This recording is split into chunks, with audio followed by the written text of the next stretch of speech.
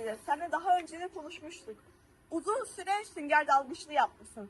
Peki bize bu mesleğin zorluklarından bahsedebilir misin? Bu süngercilik çok zor meslek. Bunu her adam yapamaz.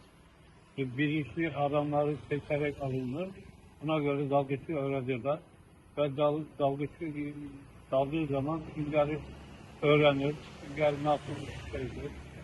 Bir türlü sünger var. Bir delisi var, bir uçlusu var, bir de ebesi var.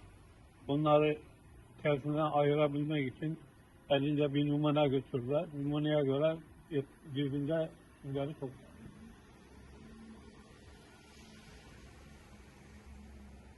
Sen yaptığın bu sohbetten önce ben de biraz araştırma yapmıştım. Çok çeşitli sünger avcılığı yöntemleri varmış. Bunlardan biri de gangava denen teknelerle yapılan sünger avcılığıymış. Bize biraz bundan bahsedebilir misin? Bu süngerci olarak kangal bu sürütme usulüyle 50 metre, 100 metre sünger avlayabilirdik. Bu kangava.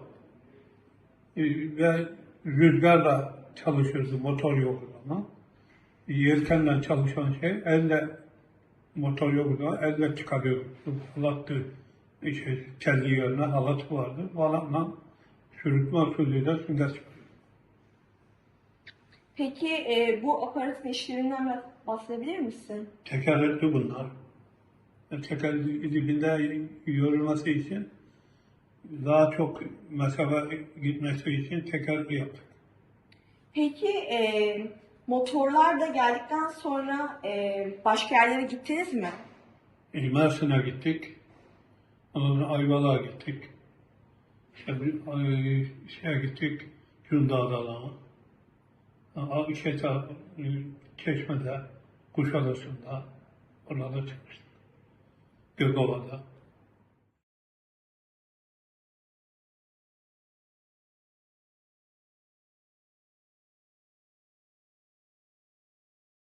Dede, şimdi bize senin de yapmış olduğun nargile dalgıçlığından bahseder misin? Evet, bu nergele olarak kompresörü vardır. Tek motora bağlı. Hava basar çıkar. Tüpten hortumla 150 metre hortum. Hortumun ucunda nergele vardır. Regülatör. Regülatör ağzına alırsın. Ve gözüne de bir şey takarsın, maske. Ve ağzından solursun. Ve bunu nergele derler. Nergeleyle 80 metreye kadar dalarsın. Peki nargile dalgıçlığının hiçbir tehlikesi var mı? Her dalgıcın kendine göre bir özelliği vardır. Yorgun olursan vurgun yiyebilirsin. Bu görmüş olduğunuz teknenin orijinal sahipleri Can Tosun Sezen ve Baskın Sokulu'dur. Bu iki kişi de benim okuduğum okul olan Robert Kolej'den mezundur. Peki dede, sen hiç Can Tosun Sezen ve Baskın Sokulu ile birlikte dalış yaptın mı? Ben onlarla beraber arkadaş oldum. Beraber oturuyorduk kahvede. Onlar burada dalış için gidiyorlardı. Ve Bolu'da birkaç arkadaşlarla tanıştım. Onlarla beraber dalış ocağı yaptılar. Burada bu balık adamını canlandırdılar ve Libya'ya gittiler. Libya'da sünger tuttular, Bodrum'a geldiler. Peki dede, bir Gevur Ali diye bir kişiden de bahsetmiştin. Onun bu iki kişiyle ilişkisinden biraz bahsedebilir misin? Evet. Şimdi bunlar geldiği zaman ilk defa burada Bodrum'un en eski kaptanlarından Gevur Ali vardı. Onlar baba olarak onu aldılar yanlarına ve onlarla beraber Libya'ya gittiler. Libya'dan beraber çalıştılar geldiler. Süngerciliği devam ettirdiler. Ve Gevur Ali diye tekne yaptılar. Ve baba diye Gevur Ali'yi yanlarından bırakmadılar. Daha önceki konuşmalarımızda senin nargile dalgıçlığı yaptığını öğrenmiştik. Peki daha önce hiç forma dalgıçlığı yaptın mı? Ben forma dalgıcı aynı teknede beraber çalışıyorduk. Ben elbiselerini giydiriyordum forma dalgıcının. Onun başına kazanı vardı. Onu takıyorduk. Denizden dalıyordu o. Gidiyordu kendi.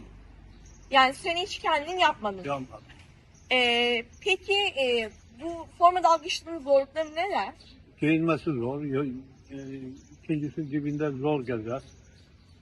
Anladım. Peki Suyun altındayken forma dalgıç olarak dikkat edilmesi gereken bir şeyler var mı suyun altında? Suyun altında eğer havan gelmezse ölür. Anladım. Peki bu forma dalgıçlığının nargile dalgıçlığından farkları neler? Bu üşümesin bunda. Bunda fazla durursun. Ama balık arabanda çok yer gezersin. Bunda gezemezsin. Bunda elbiseyle girersin. Nargilede çıplak kesin. Anladım. O zaman bunda elbisenin içine hava geliyor, orada ağzına mı geliyor? Nereye? Gel şimdi seninle biraz da süngerlerden bahsedelim. Evet. Daldığın zaman bir sünger usul sünger olup olmadığını nasıl anlıyordun? İçinden birisi simsiyah, birisi de kahverengi. Siyah olan kötü sünger değil mi? Tabii. Peki şimdi süngeri aldın. Tekneye çıktınız. Onu nasıl kullandığınız bu sarı haline getiriyordunuz? Bunu akşam üzeri çiğniyorsun. Sütünü çıkarıyorsun. Denizde ıslatıyorsun. Denizin şaykatısından üzerindeki perdesi çıkıyor. Sünger meydana geliyor. Peki kaç çeşit süngeri biz günlük hayatımızda kullanabiliriz? İki çeşit var. Bir ipsatör var. Bir tane melek var. Bir de kaba sünger. Bir de ben hacı sünger diye bir şey duymuştum. Onlar nasıl oluyor? Acı yüz yuvarlak kesiyor. Denizden bitkitiyor. Yani denizden gıda alacaksa yuvarlanıyor akıntını. Peki siz süngeri toplarken ne kullanıyordunuz? Aboşu vardır onun, fidelik. Onun içine koyuyorsun. Aboş böyle kese gibi bir şey değil mi? Evet. Bir de biliyorsun 2000'li yıllardan itibaren Bodrum'da sünger avcılığı yasaklandı ve böylelikle Bodrum'un çok önemli mesleklerden biri olan sünger avcılığına neredeyse son verildi diyebiliriz. Peki bunun sebebi nedir? Denizleri bütün çoğaldı, sahillerimizde her şey çoğaldı. Ve denizleri kirlettik, o süngerciliği bitirdik. Peki bu kirliliğe neler sebep oldu? İnsanın çokluğundan.